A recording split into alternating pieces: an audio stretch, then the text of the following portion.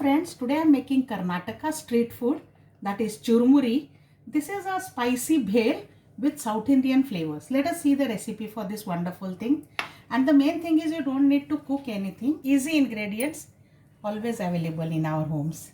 Let us see this recipe. For making Churmuri, I have taken 2 cups of puffed rice or kurmura, which I have roasted lightly for 2-3 minutes, dry roasted, so that it's very crispy now.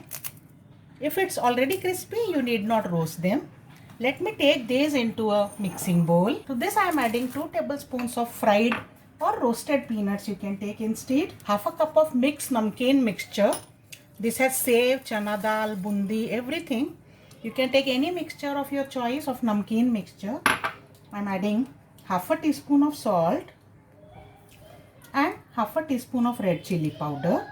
And I am adding the main ingredient, that is 1 tablespoon of coconut oil. You can add more if you like so. And now first give a dry mix. Now I am adding few vegetables.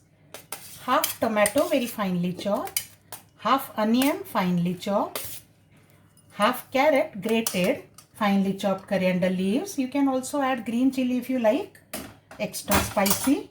Again give these a nice mix. Finally add few drops of lemon juice. And this is ready. Lightly mix. Do not over mix. Otherwise the muri or the murmura or churmuri will become soggy.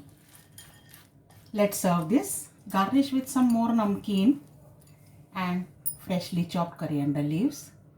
And our Karnataka street food churmuri is ready to enjoy. Do try this quick and easy tasty recipe. I'll see you again. Bye.